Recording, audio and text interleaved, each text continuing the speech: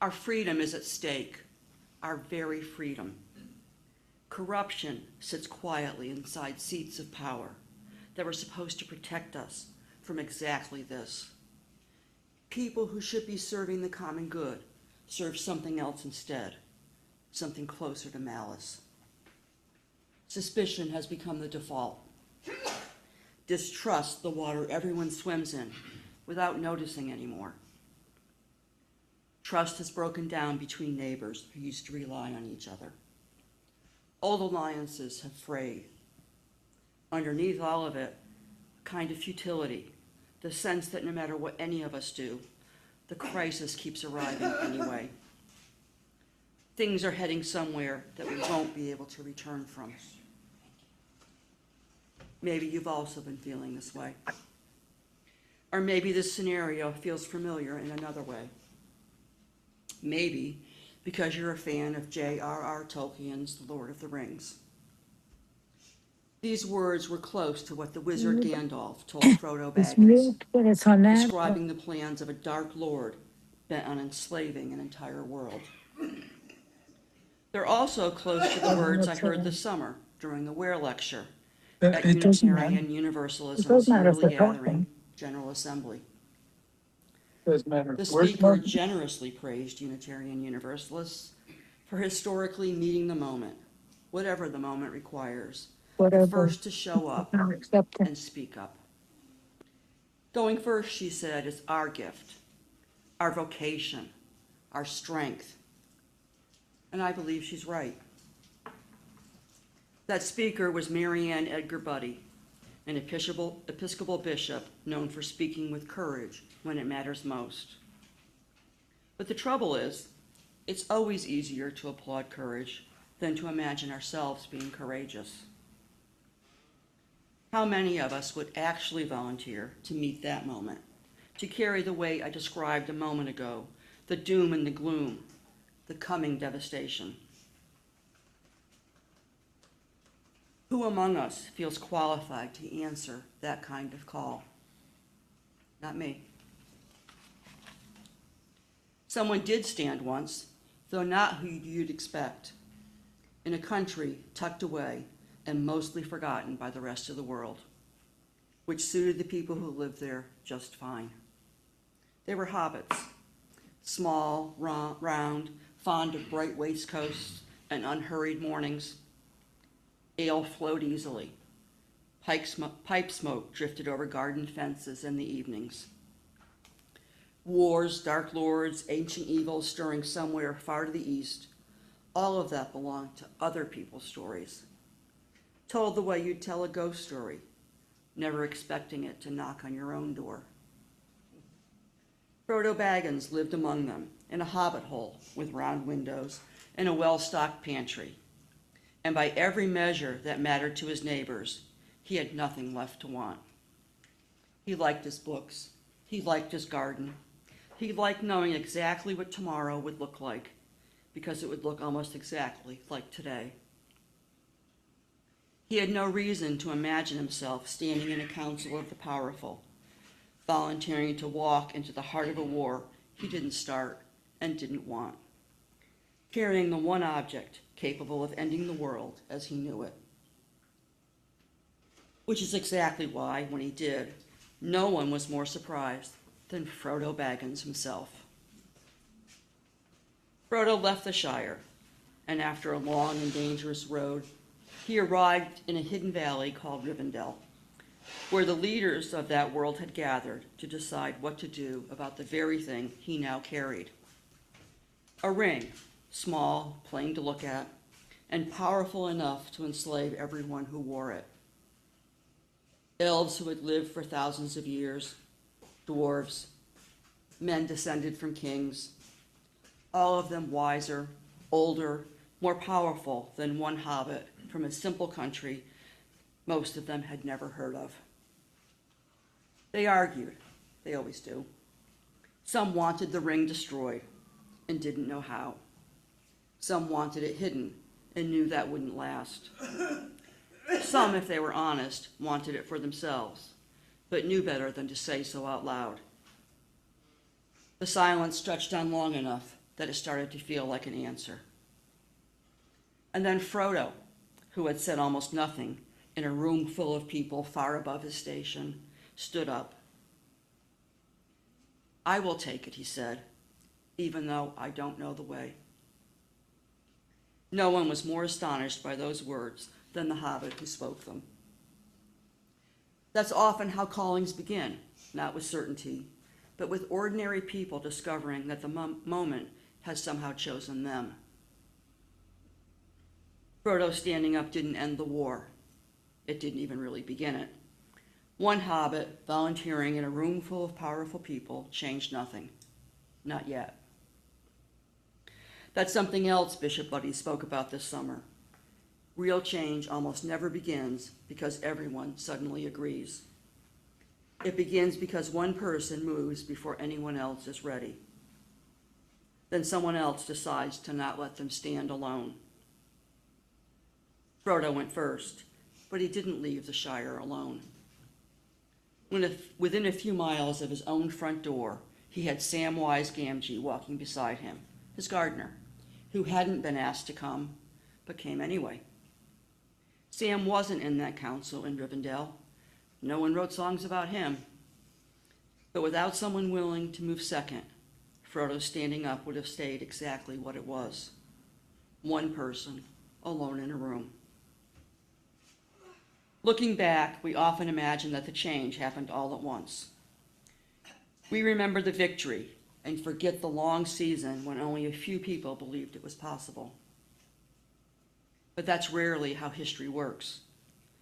Someone goes first, someone else follows, then another, and eventually what once seemed unthinkable begins to feel inevitable.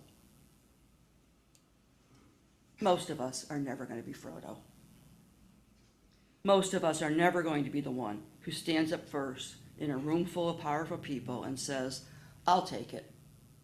I'll do it. I'll show up."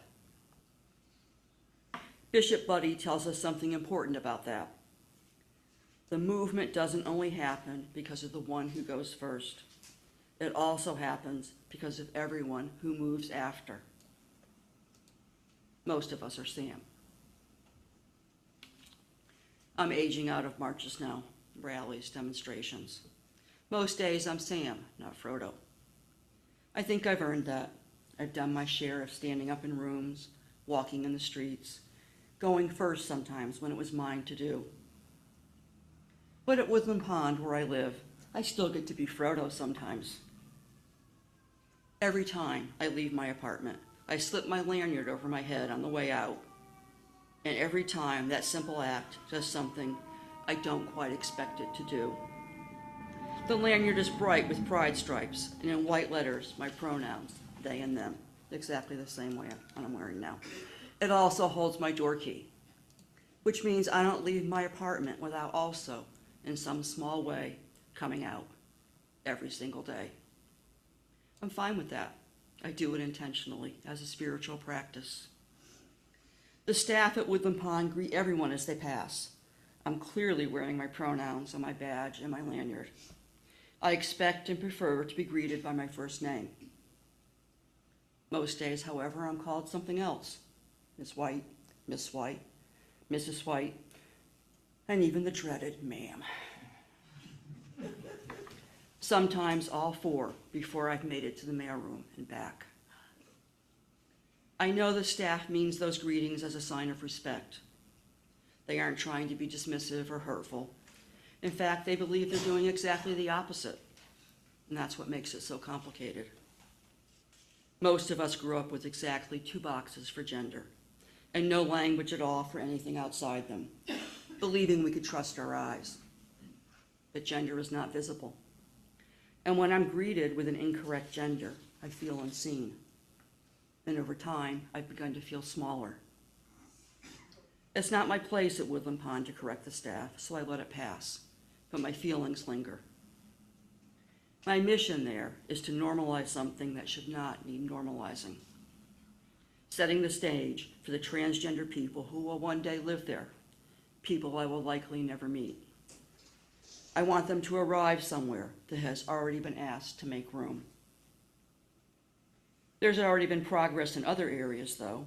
I've started noticing pronouns showing up in residents' email signatures. Some of the dining staff have started wearing pride stickers on their name badges. Nobody asked them to, they just started.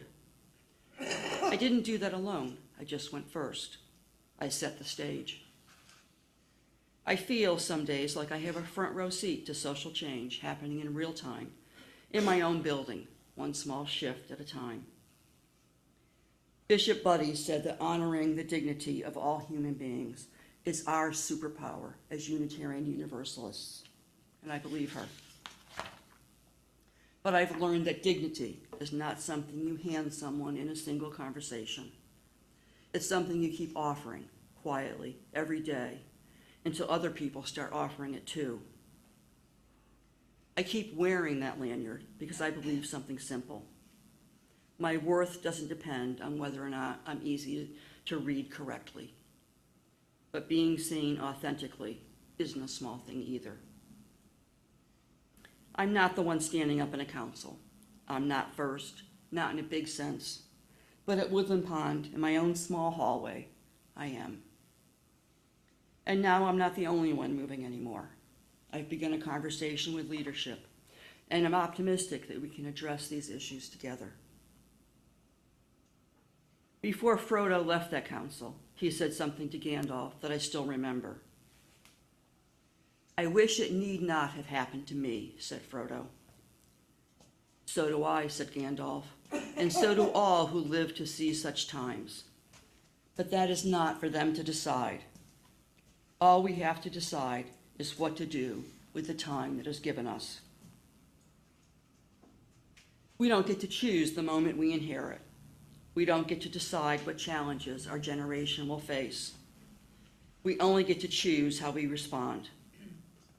I think that's the real heart of what Bishop Buddy was asking us to hear this year. Not that we're all meant to be Frodo. Most of us won't be, but we can still be Sam. Not that meeting the moment always looks brave or clear or even good while you're living through it. Just that the moment doesn't wait for us to feel ready. It never has. Frodo chose, and that choice cost him. He never fully recovered from carrying that ring. Some wounds don't close, even after the story ends well. Going first cost him something he didn't get back. Sam went home too, and he was changed as well, but differently. He became someone who could do things the Shire never would have asked of him, who carried weight he didn't know he had in him until he had to. Moving second cost him something also, and gave him something too. Neither of them came home the same person who left. But what about all of us in this room? What is this congregation's moment? What are you facing right now, in this room, in this community, that's asking something of you? And what is your place in meeting it? Are you the one who has to stand up first? Or are you the one who moves second? And then a third person moves, and then a fourth, until something that once felt impossible starts to look like it was inevitable all along. As the elf queen Galadriel reminds Frodo, even the smallest person can change the course of the future. May we meet the moment that is ours, whatever it turns out to be, and however we are called to meet it.